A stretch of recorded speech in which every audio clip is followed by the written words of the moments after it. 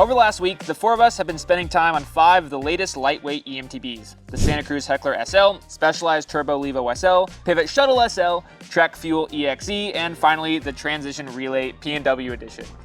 Initially, we were going to make this video a bit of an award ceremony where we picked our favorite bike and kind of dissected which ones were good and which ones are bad, but by far our biggest takeaway while we were riding these bikes was just how good all of them are. So instead, we're going to compare them side by side and let you decide which bike is best for you.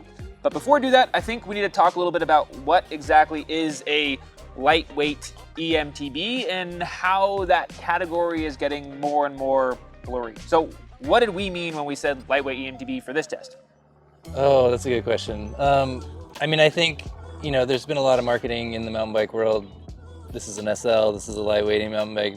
You know, I think we're looking like something in the low 40-pound range versus a full power bike, which is, you know, in low 50.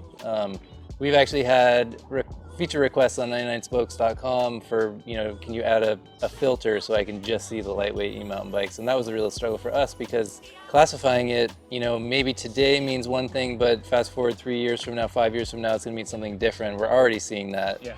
You know, the full power and the lightweight, they're meeting, yeah, they're converging. And so I don't know that it means much. Yeah. Yeah. You know, the bikes in our test here were what, from like 40 pounds to 46 pounds. Yeah. So, you know, that's what it means today, Yep. I guess. Yep. But that new Cannondale Moterra SL weighs supposedly 43 pounds. We haven't weighed it, but crazy. Yeah, so there is that overlap there for sure. Right. So I think in 5 years we won't be using this term. Yeah. I think we'll just be talking about the weight of your e-mountain bike. Yeah. The other thing I think that distinguishes these bikes from those full powered bikes other than weight is battery size and wattage or torque that those motors produce. So most of these bikes have between, I think our smallest battery is 320 watt hours. And then what are those Fazuas? 430. 430. Yeah. Whereas a full power will be usually 500 to 700 watt hours. And then in terms of motor output, most of these bikes were about 50 to 60 Newton meters of max torque, whereas those full power bikes are getting more like 85 to 90 Newton meters. Yeah. Yeah.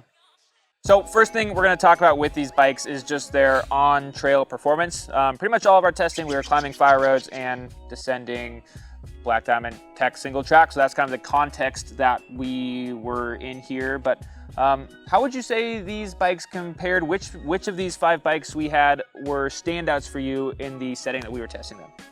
Yeah, they're all fun, but yeah, I don't want the biggest travel. I don't want the shortest travel. I want the Goldilocks bike for myself, and I like to pedal up hills more than most. So the Trek for me is that perfect middle ground of travel, geometry, smaller battery, smaller power output. That still works well for me, and you can add that range extender if you want to go for some bigger days. And it just felt composed, confident, quiet, and user-friendly to jump on it. So I had a good time on that. Yeah. For me, the Heckler SL, I ride a lot of different trails, a lot of variety, and it's just so versatile. Yeah. You know, I have a blast on the blue flow trails, and it's so confidence inspiring on the chunky stuff when I get on that too. Yeah. I just love it. It's great. I think versatility is like the name of the game. Actually, both those bikes were extremely versatile. For here where we were riding, the Heckler SL was my favorite. It, like, you know, was almost as good in the chunky stuff as the Relay and almost as fun jumping as these smaller bikes. It really handled itself well here. I'm taking the Relay. You know, we live in a little lone bubble here in the Pacific Northwest, and you know, my mountain bike career is you know, it's not super long, like at least riding the more gnarly trails that we have here, and so I'm still finding myself pushing myself into like new trails that I wasn't comfortable with, say, last year. And so the Relay seems like it would be a fun, you know, sort of aspirational bike to help me get into these trails that I wasn't confident riding before. So that paired with the ability to kind of shuttle myself up, you know, with the motor and then ride down and shuttle up and ride down, you know, I think get more laps in on that is attractive to me. Yeah. And speaking of bubbles, I live in a very different bubble in Bend, Oregon, and I think that is a place that shorter travel trail bike is really going to excel more than a big long travel bike. And I think that Pivot Shuttle SL is a great bike for that. Feels really supportive. That DW Link suspension feels great. It's a bike that you can pop and play around on, or you can just take out for a long spin and explore. And I think it'd be an awesome bike for there, or really anywhere else where you don't have a lot of significant elevation or not even technical features. Like I'd take that bike out to the desert and pick through some slow rock lines, but you know, it doesn't shine as much here, but I think where I live, it would be the bike to have. We had 3 different drive units on these bikes. We had Fazua, we had Specialized SL 1.2, which was made by Bros, and then lastly, we had the TQ on the Trek. We'll talk about the range and how these bikes compared range-wise, but first let's just talk about our experience with those motors, their displays, their controllers. How we feel about them? I'm a big fan of the Fazua system. Feels plenty powerful enough. The balance between rider power output and the system's power output feels nicely balanced. The bike behaves naturally. I gotta say, the only thing I'm not really a fan of is the control unit on the handlebars. Yeah. You can kind of bottom out the switch and you're still not totally sure that it received the signal. Yeah, I agree. The Fazua feels great, but it is the least refined integration into the bike. The motor integrations on the Specialized and the Trek were just 5 levels above, you know. Yeah, but on the Specialized, it did have the smallest battery on test. How did that perform for you guys? What did you think about that? Yeah, I think that was my, I would say, concern with buying this bike. The smaller battery is smaller than what I would want for most of my rides. So I think I would always be carrying the range extender. Yeah, I think for me, I'm often doing the longer rides on the weekends, and during the week, I'm just kind of sneaking in a quick lunch lap. And when I'm riding, you know, even one of these other SL bikes, I'm not even going through half the battery. So for me, the small internal battery is kind of attractive, actually. Yeah. I thought the motor felt great though. I thought, you know, it was maybe a little bit louder than the Fazua system. The remote on the handlebar, also super clean. You know, their actual buttons didn't have any of the gripes I had maybe with the Fazua system there. I will say on the Trek, between the axis dropper post and the assist level, I was regularly like trying to lower my post or raise my post, but was instead changing my power mode. But I'm sure you get used to that pretty quickly, but these bikes have a lot of buttons. Yeah. Yeah. A lot of buttons, a lot of batteries. Yep. Yeah. Yeah, the Trek, like speaking of integration, the Trek's batteries are all tied to the internal battery. You know, the derailleur battery is tied to the internal battery. That's very cool. You know, just a more refined integration. Yeah. That Trek does have a good bit less assistance. I was the first one. I rode this bike first time. We went on a ride. I had just driven 8 hours, and I felt like I was having trouble keeping up with you guys. But what did you guys think about the motor? How did you get along with that? Yeah, I mean, riding with the group, the way we did the test, you know, you were pedaling a lot harder on the Trek than you were the other bikes, just because of that, you know, 180 watts in the mid mode. But when we rode it later in the day and we weren't doing the test, I rode it in the high power mode and it felt great. I don't think I ever want to go higher than the high power mode on the Trek, so to me, it's not an issue. If you're hoping to keep up with your friends on their full power e-bikes, you're probably not going to be successful with this. Sure. Yeah. Unless you're really fit, then you'll be fine. Yeah, that's true. Yeah. And some people want an e-bike for just a little bit of assist, and I think it's really good for that. Yeah, I agree. I mean, the high power mode on this is not much higher than like the mid power mode on some of the other bikes we were testing. I think that speaks to like this bike's strengths. It's got a bit of a smaller battery.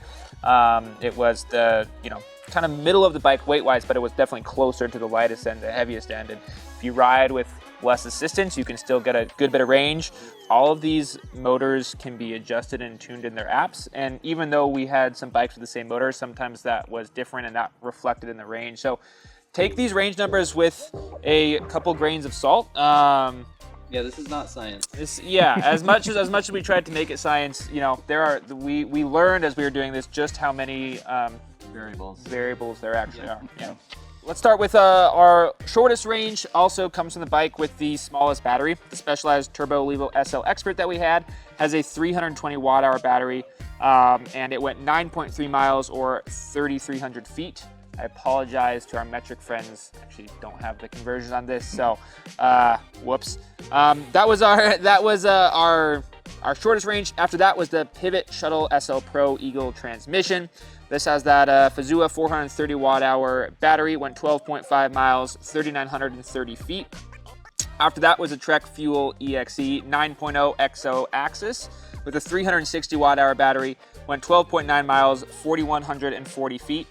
From there, we went to the Transition Relay Carbon P&W XO Axis, which went 13.4 miles or 4,330 feet with that, again, 430 watt-hour Fazua battery. And then bike with the longest range was the Santa Cruz Heckler SL GX Axis. Fazua Ride 60 430 watt-hour battery went 14.8 miles and 4,800 feet. I don't think it's surprising that our shortest range bike was the Specialized with the smallest battery. I think we don't need to talk too much about that, but we had 3 bikes with the exact same motor in the exact same mode. Why do we see so many differences, and why did we spend last night drinking beer and arguing about what the best is? Yeah, we had to get our laptop out and we had to connect to the drive units and look at the configuration, and we found very different defaults between the Pivot and the Heckler and Relay were similar. So, you know, it's the big thing I think was the support relation field, which basically means the motor will give the max power of the mode you're in once the rider produces X number of watts. And the Pivot only required the rider to produce 90 watts, where the other bikes, I think it took up to 250 watts to produce 260 watts of assistance or something like that. So what that means is that if you're trying to go slow on the trail on the Pivot, the motor is working really hard. There's just really no way to go slow in that bike. Yeah. So, not much way to conserve power. Not much way to not use your battery and go slow. In that current setting, which is easily changed. Yeah. So we can. That's such an easy thing to change. It's super simple to go into the app and move some sliders and change the behavior. But yeah, it was interesting. I mean, you were mentioning you had this bike earlier, you went on some longer rides and you got more range, and you were thinking it's because you were putting more rider input in, whereas on some of these other bikes, the motor wouldn't output as much if you were only putting, say, 100 watts out, but this was full power as long as you're hitting that 90 watts or something like that. Right. Yeah. Lots of variables. Some of them are the defaults on the battery configuration. Some of them obviously are who's riding it, how much are they, producing. Like we saw the Trek has a longer range than one of the Fazua bikes. Yeah. The assist level was lower on that Trek, which meant that rider may have gotten more vert, but they definitely put in more energy. Absolutely. So the Trek was by far, you could feel the least amount of assistance coming from the motor, which is why you were able to get more range on a smaller battery. And I think our takeaway from all of this was the importance of understanding that you can change all of this on your bike. So if you're on the market for any one of these bikes, look into that. Set it up right for you. Don't just take it out, it comes out of the box. Just like, you do with your suspension, your tire brake. You're not gonna just leave it the way it is because that's how they gave it to you. You can fine tune all these things, and it's pretty neat. Yeah, so like Josh said, you got to take all these numbers with a grain of salt because there's so many variables. And one thing I'm curious about, and maybe someone can add to the comments below their thoughts, but I don't know what the cadence does to range. I've heard higher cadence increases the range, and a lower cadence with a higher torque decreases the range. So if anyone has any comments about that, I'd love to hear it. Yeah. It's also one other thing I think it's worth noting that the smaller batteries in the tests, the Trek and the Specialized, both have range extender options. So you can have the little water bottle battery add-on and get a significantly more range. The Fazua system, although it's set up to eventually have one, the frames have a hole for the cable, the motor has a plug. Fazua has not yet released a battery extender, but it is hopefully coming soon. Yeah, and that ability to have a range extender makes those bikes so much more versatile. We actually had a range extender for the Specialized that we used a little bit while we were testing, and you could set that up as a 40-pound play bike for quick little laps, or you could throw the range extender, and it had pretty comparable range to the Heckler, which was our longest range bike, and all that took was a 2-kilogram range extender that sits in your water bottle cage. So definitely, makes for a more versatile bike. And speaking of, you talked about weight earlier. I think weight is a big thing that people are thinking about when they're buying these bikes. The Specialized with the smallest battery and the shortest range was the lightest bike as well, at 40 pounds, 11 ounces. After that was the Pivot Shuttle SL Pro Eagle transmission at 41 pounds, 9 ounces. From there, it went to the Trek Fuel EXE XO Axis. Next was the Santa Cruz Heckler SL GX Axis at 43 pounds, 11 ounces. And our heaviest bike was the Transition Relay Carbon PNW Edition XO Axis at 46 pounds. Obviously, that Relay was the bigger coil sprung 170 mil bike. You know, I think the Relay at 46 pounds, it felt more than 6 pounds heavier than the Specialized, and I think that's just because it's a bigger bike, more travel, more, you know. Agree. You know, it's just more bike. It feels more monster truck. It does. For sure. It does. Like significantly more. And sometimes that's great, and you know, but on certain trails it's not. Yeah, whether you're getting an e-bike or not, if you're wanting a light bike, you probably shouldn't go for a 170 mil coil sprung bike. Like you might want to rethink that a little bit. Right. Yeah. Let us know in the comments what you're going to be looking for when you purchase your next e-bike. And until then, remember that bikes are for everyone. Have fun out there. But it's so purple. And by far, this is the bike that gets the most attention in the parking lot. And if that's what you want, then you're a narcissistic ass. I don't know.